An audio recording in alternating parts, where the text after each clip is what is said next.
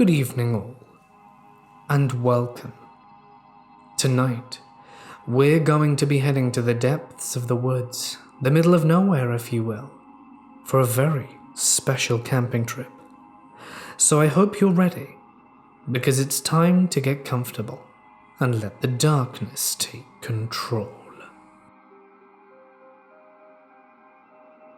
Do any of you remember outdoor ed? If you don't remember or just plain don't know, I'll give you a brief rundown. Outdoor education, or ed for short, is a school camping trip that takes students to the woods where they can learn more about the outdoors. My outdoor ed's trip took me to the snow-infested mountains, and for the most part it was completely boring save for the occasional snowball fight. Then the last night occurred, and I will never forget it for as long as I live. Now before that night, I didn't have any trouble sleeping, but the last night, it was like something was wrong. At first I assumed it was just homesickness, first time away from my parents, you see. But then I looked to my cabin mates and counselor, and from the look on their face, I could tell they were feeling it too. It was a tense several minutes, and then something started calling our names. It was barely more than a whisper, but all of us heard it. The voice seductive, alluring. It made us want to go outside, but the small amount of common sense I had in the back of my head ordered me to stay put. Charlie. My counselor did not feel the same way and left the cabin to investigate. We could hear him yelling from outside. Come on guys, this isn't funny. The kids are trying to sleep. I guess he assumed it was some sort of prank. After a few minutes of silence, he rushed back inside. There's someone out here. Stay inside. He grabbed something from his bag and left. Listen, this is your only warning. I'm armed, and if you intend to hurt these kids, I will shoot. There was silence, and I heard the loudest noise I'd ever heard. 2 consecutive bangs. I could hear the other counselors come outside and hear them talk. I can't hear what they say, but my counselor comes back and says that for the rest of the night we have to stay indoors. Eventually, I slept and drifted out. Next morning, as the students are boarding the buses to leave, we see police cars on the road and police officers talking to my counselor. He described it as something barely resembling a human, taller than 10 feet, with skin so pale you could mistake it for snow. It was all he could see before he fired and the creature ran off. Suffice to say, I've had nightmares about it and am now forbidden from going on any more camping trips.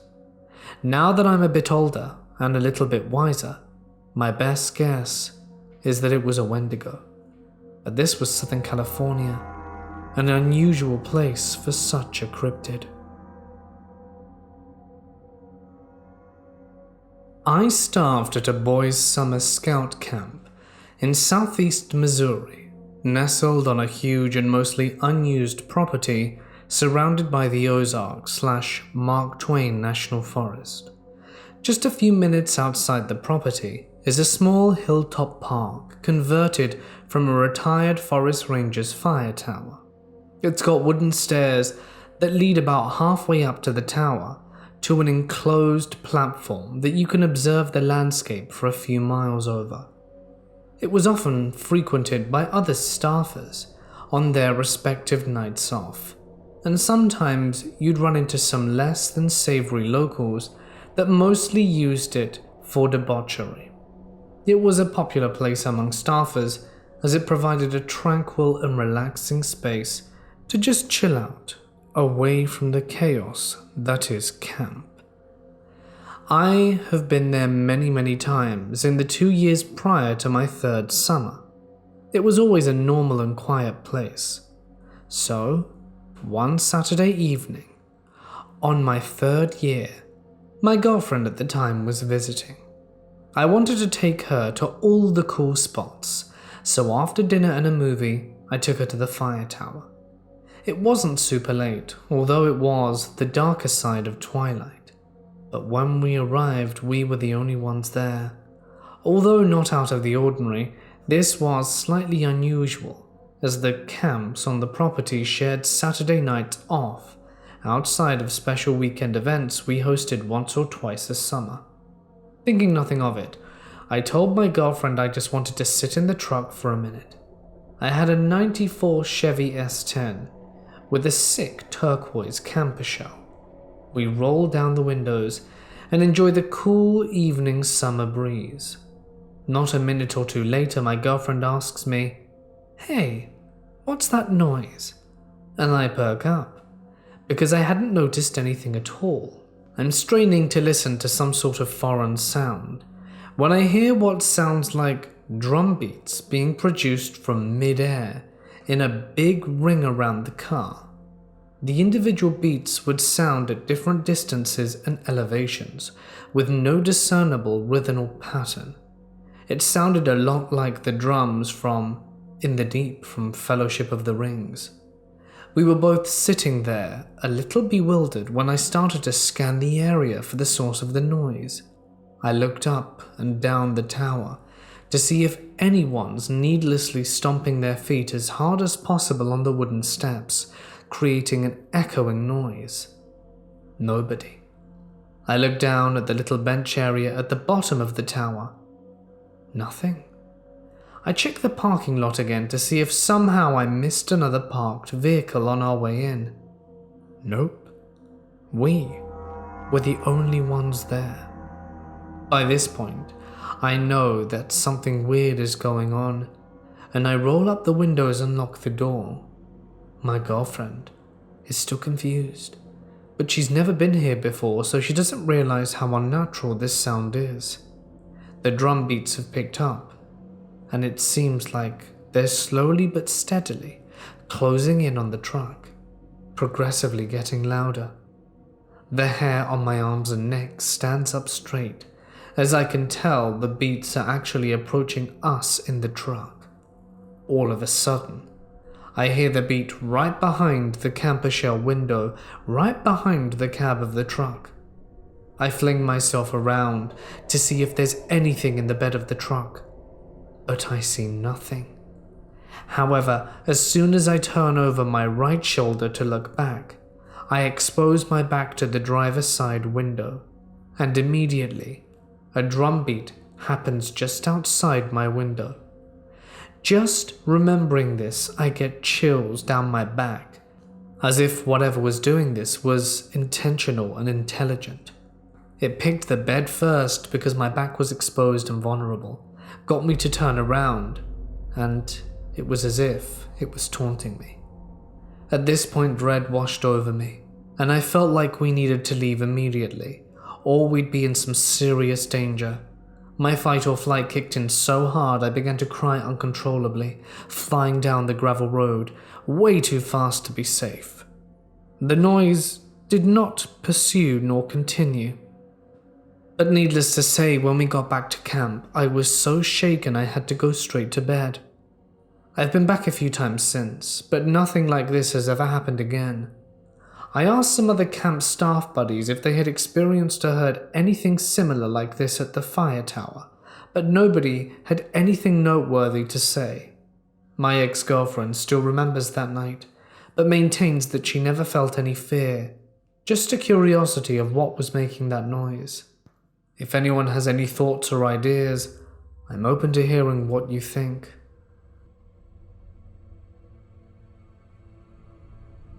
I went over to my boyfriend Ashton's grandparents' house. They live just outside of town in the country. His parents have a little camper out there, and we go there to sleep or just hang out for a day. He was making the fire while I was playing a video game with his little sister and brother. After the fire was started, I started to make s'mores for his brother and I. He asked me if I wanted to go to the woods with him and make a teepee. I wasn't too thrilled of the idea at first, because I just wanted to stay at the camper and make s'mores. His sister Serenity asked if she could come too, so I went with them. We started walking down this long path, until we made a right turn heading into the woods. It was a hot summer's day, so I was wearing shorts and a tank top and my black Converse. Serenity and I followed him down a hill to the next road we were walking on and throughout the woods. He knew exactly where he was going. He said it would be a great place to make a teepee because it was hidden from the road and no one would see us nor the teepee. Ashton began to start building it while Serenity and I were gathering big sticks and putting them in a pile. When the teepee was made, it was about 6 o'clock, and we sat there, inside it, and began watching a movie from his phone. Once the movie was over, it was starting to get dark, so we decided to head back to the camper. That's when Serenity tripped over a big root and fell down, twisting her ankle and bashing her knee on the ground. Ashton tried to get her to her feet, but she couldn't do it. She was in so much pain. The teepee wasn't too far away, so we just headed back there to give Serenity a place to rest her foot for a little while. Ashton just set another fire while Serenity and I watched another movie on his phone. It was around 8 o'clock when the movie was done, and the fire had started to dwindle. Serenity ended up falling asleep. Ashton tried to wake her, but she didn't move. He didn't want to walk because it was too dark to see, and he didn't want to trip over something, dropping Serenity on the ground or hurting himself. We opted to sleep there for the night and walk back early in the morning. We thought the quicker we fell asleep, the quicker morning would come, so we huddled up and fell asleep. We were all asleep when suddenly we heard a loud screaming sound. It sounded like a high-pitched screech. We all woke up, jumping out of our skin. I checked my phone, which was on 4%, and it was 3 a.m. Ashton sat right up and silently looked out. I was beside him. We were staring at the little door that he'd made of the teepee. It was too dark to even see anything, until we heard movement from outside. Then it went silent again, and then the movement returned. We heard another loud screech, and the branches outside breaking. Ashton reached for his wood knife and held it close to him, looking at the flap that was flapping ever so slightly. There was no wind at all, and the flap kept moving from side to side. I was hugging Serenity at this point, terrified to see what was going to happen next. Then we heard another loud screech right outside the teepee. Whatever that was, or whoever that was, screeched 5 or 6 more times until it finally stopped. After a while that felt like an eternity, it was nearly 6 a.m. The sun was almost out. Serenity couldn't take it anymore, and she really wanted to leave because she was petrified about the last night. We packed up our things and got out of there. Serenity's ankle still really hurt so badly that Ashton carried her for the rest of the way. When we got back, Ashton's dad came running to us, including his little brother, asking where we'd been and why we didn't return and if we were okay. We told him what happened and why we ended up sleeping in the woods. He told us we needed to leave now, so we all got in the car and went home. When we got to his dad's place, he seemed a bit shaken up. When he asked his dad what was up, his dad told him when we didn't come back from the woods later that day, he waited a little bit longer, and when night came, he called the police, and they came pretty fast.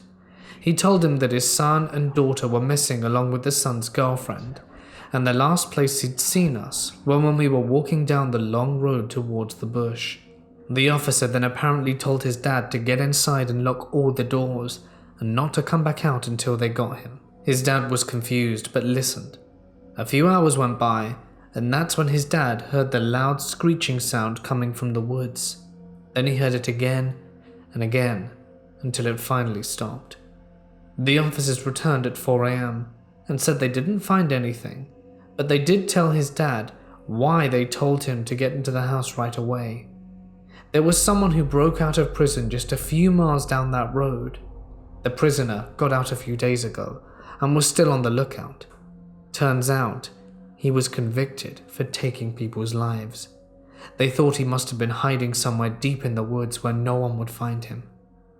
His dad asked them what the loud screeching sound at 4 a.m. was, and the officers looked confused and asked what he was talking about. They ended up having to leave for another call. They told his dad to have a good day and that they would be back. Ashton's dad seemed very scared about the sound he heard. He didn't want us to think he was crazy, until Ashton told him he wasn't, because that night we heard the same thing, and someone was definitely outside our teepee that night. I'm just happy that nothing bad happened to us while we were out there. When I was younger, my dad would tell me this story about something that happened to him and my older brother, when my brother was very young. I never had any reason to doubt that this was true, but you know how it is. You remember something from your childhood, and so you dig a little deeper. I independently researched this when I was older, and it is completely true. My aunt had just been physically abused by her husband at the time, and so my older sister, who was an infant at the time, and my mum, pregnant with me, were with her. My brother was around 5 and stayed with my dad, who decided to take him camping on the Appalachian Trail as a special treat. My dad worked in law enforcement at the time, which ties into the story. Where I live, there are multiple roads that access the Appalachian Trail, so my dad took my brother to a portion of the trail that leads to a trail shelter, not more than 2 miles in. When the two of them arrived at the campsite, they decided to leave the shelter vacant and pitch a tent, which is polite to do for through hikers. There was only one other camper near the shelter, which is not that uncommon given how close the shelter was to the road. My dad decided to introduce himself to the other single male camper, mentioning that he works in law enforcement. The guy was clearly off, but as of yet was in no way nefarious towards them.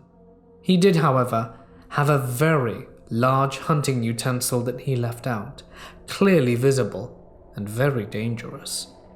As it began to get dark, the other camper began to behave more strangely. He would look over at my dad and brother and stare, as if he had something to say, and then look back. My dad did everything he could to engage the guy in conversation, but again the man just behaved oddly. My dad picked up on this, so decided to pull out his concealed weapon and place it within view. After 2 hours of staring and creeping, the guy approached my dad with a smaller hunting utensil, not threateningly, but as if to give it as a present. My dad naturally looks at this gesture with confusion. The man says, "Hey, take this." "No," my dad says. "No, really, take it." "No." A few more rounds of this back and forth. "I mean it, take it, you're gonna need it tonight," the guy says, deadpan, locking eyes with my dad.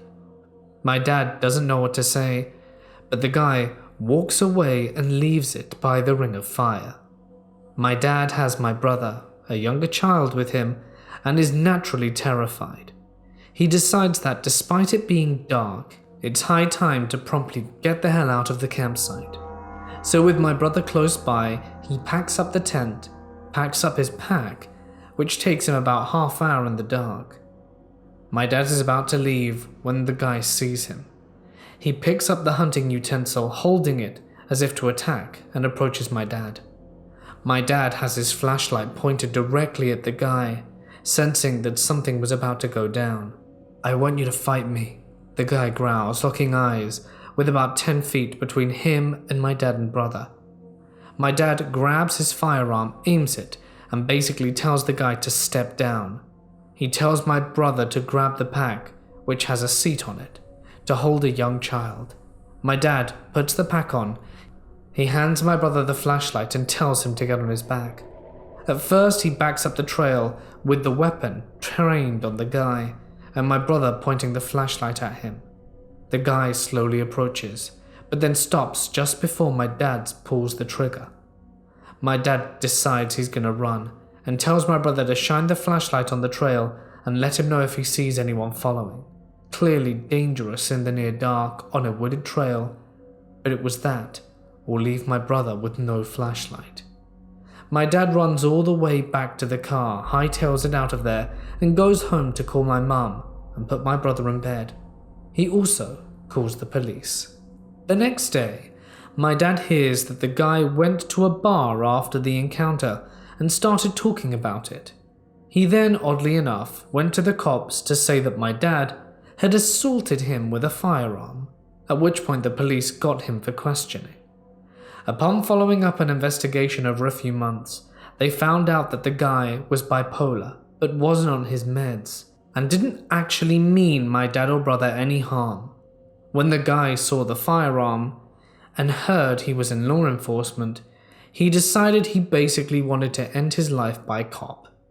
My dad went through a lot of counseling for this afterwards, which was always interesting to hear because when you hear these danger stories from people, you never hear about the aftermath. The guy wound up in jail for a short period of time. Anyway, I hope for the best for the guy because I understand that he suffered from mental illness. But still, it's creepy, and I'd rather not meet again.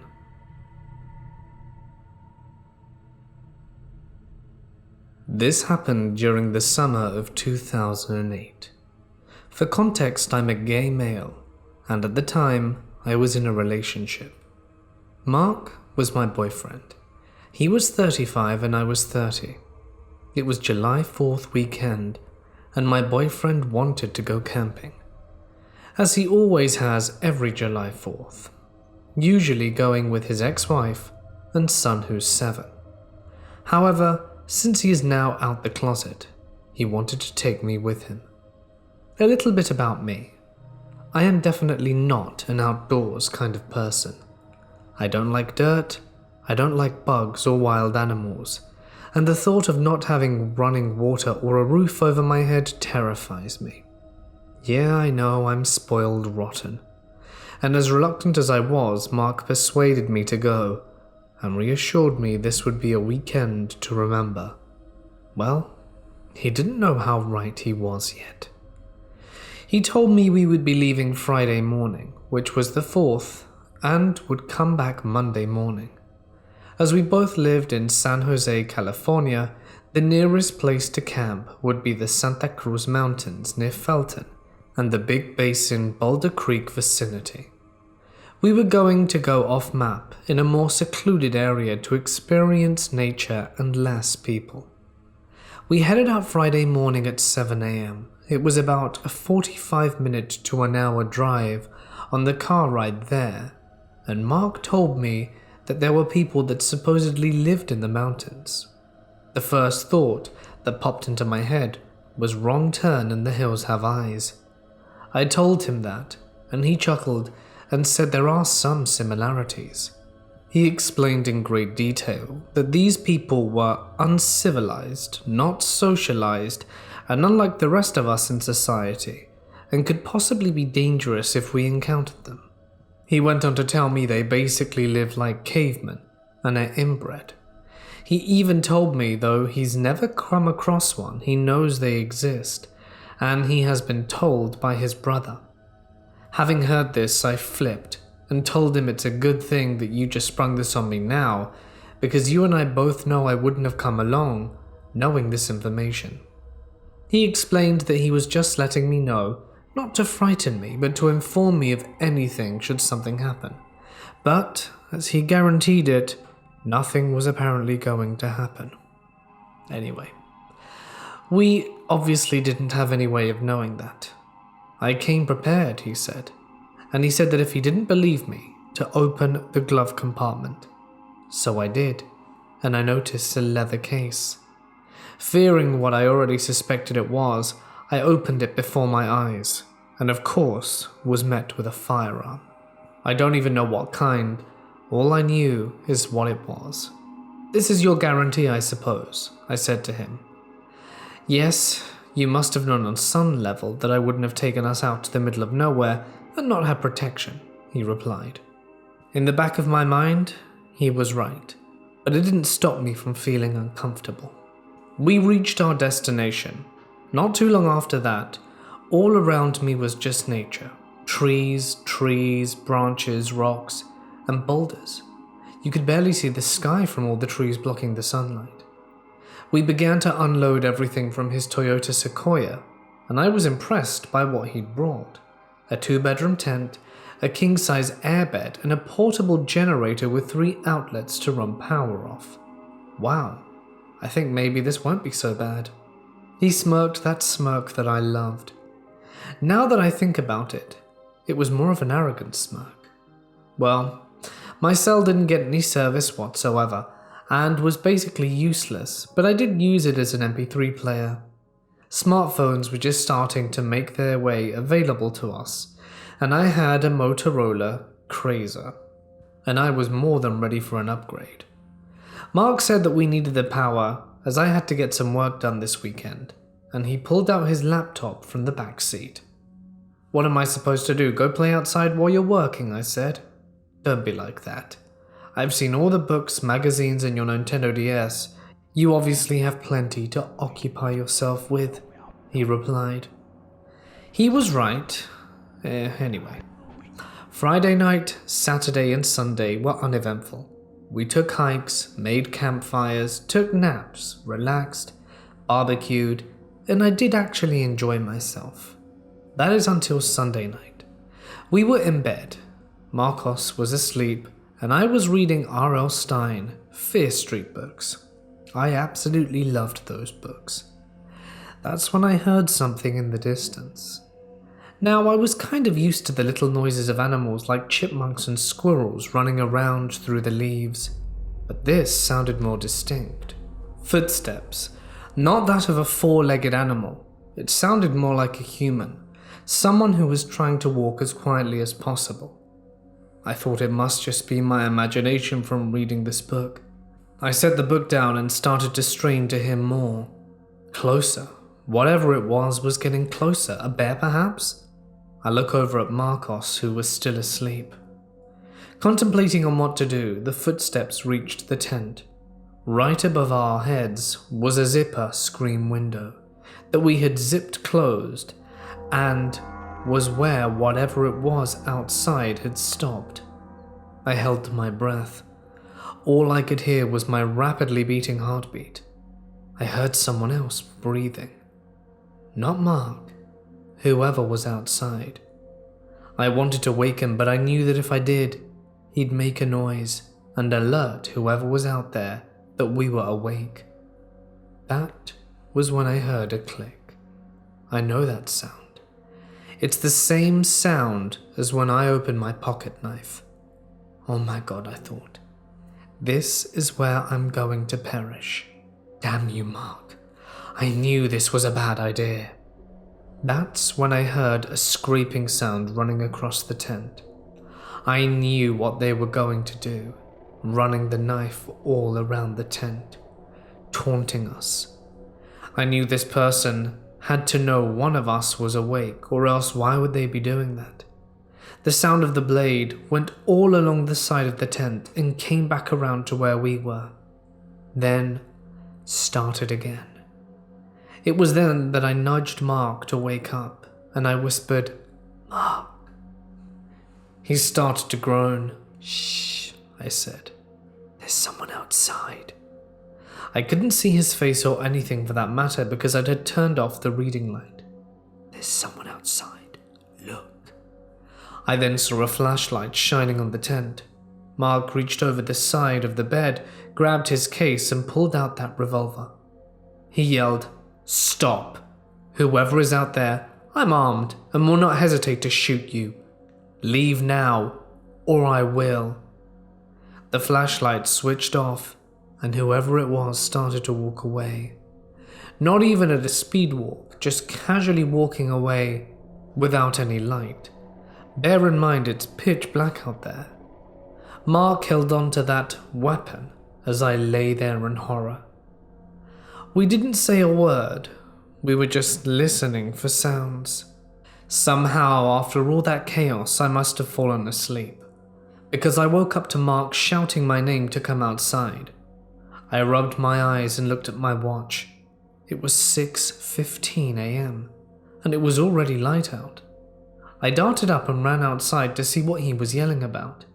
I ran to him to see him kneeling down by his tires, slashed. I looked at the other ones. They too were slashed. The driver's side and passenger window had been shattered. "What the hell?" I shouted.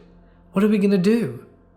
Mark grabbed my hand and said we're going to walk back to the main highway as fast as we can before whoever did this returned. My wallet. I need my wallet and my keys and my phone. My phone was still in the tent inside my bag. I rushed over to the tent, grabbed my messenger bag, realizing my wallet and keys were in the glove box. Oh crap, the glove box. I ran over to the Toyota, swung open the door to notice the glove box was torn open and everything gone. I started to cry. Realizing this situation was too much for me to deal with, my heart sank into my stomach and my knees got weak. I felt like I was going to faint. "Mark, they have my driver's license, my house keys, my money and my bank cards." "Crap," Mark yelled. "Well, we better go. It's only about 1.5 miles to the highway. We're gonna have to flag someone down or find a call box since my phone is dead." Weak and scared, I started walking with him down the dirt road we drove by just a few days prior. As we walked, I could sense there was someone or something else near us. I had that feeling of being watched. Oh no, I thought. Please just let us get out of here in one piece. Mark stopped me in my tracks, put his finger up to my lips, and said, "Stop. I don't think we're alone. I can hear leaves crunching. Just keep moving. And know what I told you on the way here. I mean it. I'll do whatever I have to protect us." Speed walking got me tired and thirsty. Then I could hear cars in the distance. We were almost there. It was just a little further. Finally reaching the highway, I pulled out my phone, and I had signal. Not much battery, but just enough to call the police, and Mark called the police. They were there in 5 minutes. 2 patrol cars arrived and Mark explained everything while I sat on the curb. I was questioned about the events and said all my identification and cards were stolen and my house and car keys. The officer told me to cancel all those cards immediately and have my house locks changed ASAP.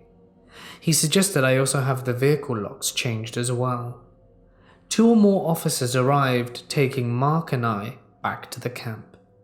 I didn't really want to go, but having the police with us, I felt like I was somewhat safe. Mark had called his insurance, and I was expecting a tow truck there soon.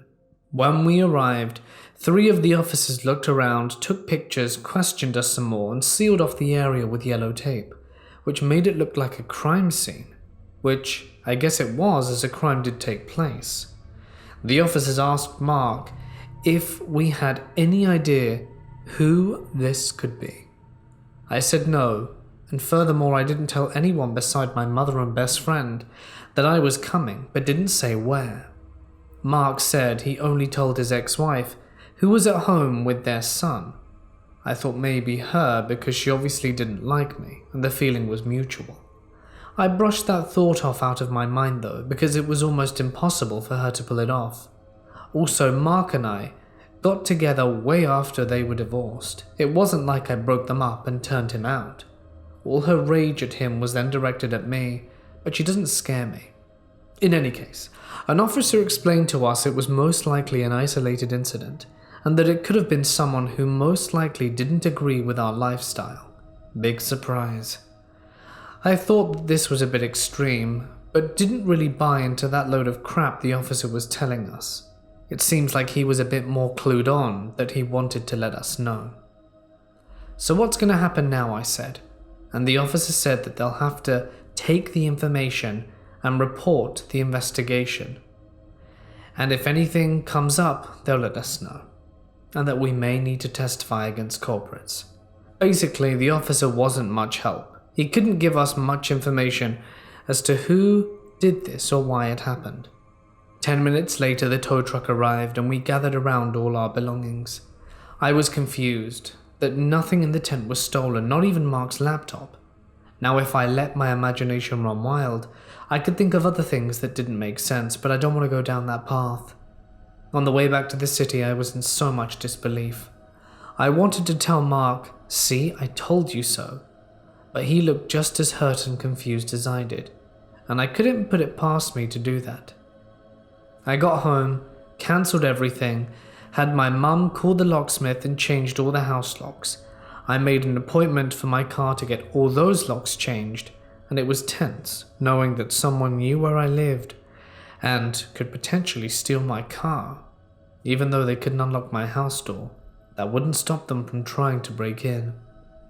In the end, nothing ever came of the situation, or if it did, Mark never informed me. We spoke about it, and he was constantly checking in with the police department. He bought a new SUV. He didn't want anything to remember that weekend. We broke up a few months after for other reasons. I've always wondered if he ever went camping again after that weekend. As for me, it's been 12 years since. I now live in a different state where people do camp a lot, and that's great for them. But I haven't camped since, and probably never will. The stories I'm about to share with you happened at the same Boy Scout camp. They were some years apart, and I don't think they have anything to do with each other. In any case, I've always felt a little uneasy about that camp, especially while swimming. To be more clear, I felt like I would be pulled underwater at any moment out of nowhere. But my stories have nothing to do with the lake. A friend of mine had bought a large tent with 2 rooms. The rooms situated where you had to go through one to get out the other. My friend who owned the tent and another friend set their cots and stuff up in the front room. I set mine up in the back alone. It had been a few days in, and things were for the most part going smoothly, earning merit badges and swimming. But that night, I won't forget for a second. It was late, and everyone went to bed. I had gone outside the tent to go to the bathroom. The camp had these bugs that like to make a lot of noise at night. But 2 minutes after I got back in and laid on my cot, they stopped, and it was dead silent. And that's when I heard it. It sounded like a snort, not like a pig or anything, like a predator. I also began to hear whatever it was walk, and it sounded huge and bipedal. It stopped around the tent and began to move further into the center of our campsite and continued stomping and snorting. All I could do was listen in fear, hoping it didn't get the incentive to rip into the tent. Then it stopped, and the sound of the bugs returned. I never did go out to find out what it was. All I did was lay there and hope it didn't return. Next morning I told my troop, and when I did, everyone laughed at me, and my scoutmasters made it worse by telling me I had a wild imagination. The other friends I shared the tent with believed me though. One said it could have been a raccoon, but I've heard raccoons before, and it doesn't sound like what I've heard. My second story took place while I was staff. I was much older, and being on staff can be much more fun and relaxing compared to being a camper. Less rules, you don't get told what to do, and you get to stay out there longer and have a week to yourself with your own campsite and pre-built tent platforms in a row. That said, it comes with its downsides too. This time you're the one who teaches the merit badges, and you now know why some staff don't get along that well with the kids. We'd been a few weeks into the camp, and one night I had decided to go to the parking lot, relieve some stress and smoke a cigar, as the parking lot was the designated smoking area. Now, I'm not great at measurements. Imagine a really large gravel parking lot with 4 woods on each side and a road in the right corner leading away from camp.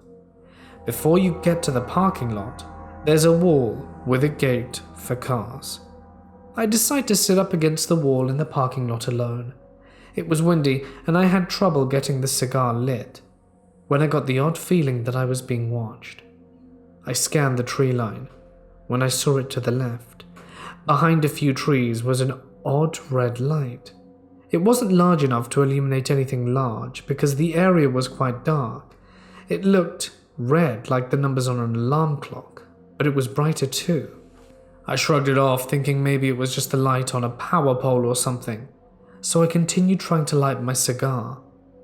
When it got lit, I felt a little relieved, but the feeling of being watched did not go away. I scanned the tree line again, but didn't find anything of interest. I stared at that red light for a few moments, and that's when it hit me. There was nothing in that direction for light to be there. So I grabbed my things and left. I thought I saw the light move. It didn't seem like a light, more like a sinister eye. When I got to my feet, a feeling that I should run for my life hit me so hard, and I bolted, over the wall and across the camp. It's not like anyone was up. No one was going to slow me down or help me out. I headed for the cafeteria, which was the largest building, because I knew the lights would be on and the doors would be unlocked. So I went in there and laid down on some chairs to calm down. I threw up in the trash can and a friend walked in and found me there and walked me back to my tent. The next morning I asked the leader in my area if there was anyone over there that would have a red light for any reason and have it turned on at night. To my dismay, he thought it was someone with a red flashlight up to no good. That was my first year on staff. My second year had nothing of note, and I'd never seen or heard anything like that since. And honestly, I certainly hope that nothing like that ever happens again. This one time, I went camping when I was 13 with my family up in Michigan, somewhere near where Mount Sugarloaf is. It's around 3 a.m. I'm wide awake reading a comic book that I'd brought. I was a pretty large insomniac, you see, and could only sleep for a few hours at a time, when I hear twigs breaking and leaves rustling somewhere to the back edge of our campsite. It's hard to explain, but I feel not afraid but extremely aware, like how I imagine rabbits feel when they sense a predator is nearby. I remember flipping on my stomach and edging towards my little sister who was against the outer edge of the tent. I wasn't thinking it at the time, but I think I was instinctively moving to protect her from it. I don't know. The sound got closer. It's not loud, but I could tell by the muted steps that it was big. By this time I'm practically on top of my sister, and my eyes are as wide as they can go, desperately trying to see in the minimal light from the moon that filtered through the canvas of the tent. That's when I saw it. The light of the moon outside illuminated this huge shape. It was hard to tell, but it looked like it had a long snout and long ears. I could hear its fur or skin brushing against the tent canvas, and my heart is pounding so hard my ears hurt from it. This thing was sniffing along the tent. I could feel its breath through the thin barrier of the tent. The only thing between me and it. I'm certain this thing would have very happily slaughtered me. And all of a sudden, it stands, its shadow curving along the roof of the tent. I'm waiting for my life to flash before my eyes, but I'm just pulling a blank. All I feel is pure horror, the likes of which I have never felt again. But then it just slowly disappears. Whatever it was chose to leave. The sound of the underbrush as it left was the only thing that convinced me that I wasn't hallucinating. I stayed up for the rest of the night, convinced it was going to return. It didn't, and I have refused to camp anywhere in the Midwest since. Hey guys, it's Mort here, and thank you so much for listening. I hope you enjoyed tonight's stories. If you did, you know what to do. I'm going to try and have a few more woodsy themed kind of stories this week. I'm really in the mood for that. It's the start of the month, and they are some of my favorites. Let's see if we can get some middle of nowhere, deep woods, and other ones. I'm going to try and find some, and so I'll let you know. But yes, there is that. What else? And cryptids. Maybe skinwalkers. We haven't had those in a while, have we? I think maybe we'll have those. But obviously I need to find them. We'll have to wait and see. So cross your fingers, guys. I'd like to give a huge thank you, as always, to my lovely and amazing patrons who help keep the channel running by donating a small amount of money every month. If you'd like your name on screen, like these beautiful people, all that you need to do is follow the link in the description to check out Patreon. And yeah, you get some pretty cool perks for signing up. And it's cool. We have a fun time over there. Exclusive content. I actually launched a little exclusive classic creepypasta tonight, so it's there for all you patrons who have made it to the end of the video. Alright then, guys, I think that's it from me. So I'm gonna wish you all a very safe and happy night, and I'll see you in the next one.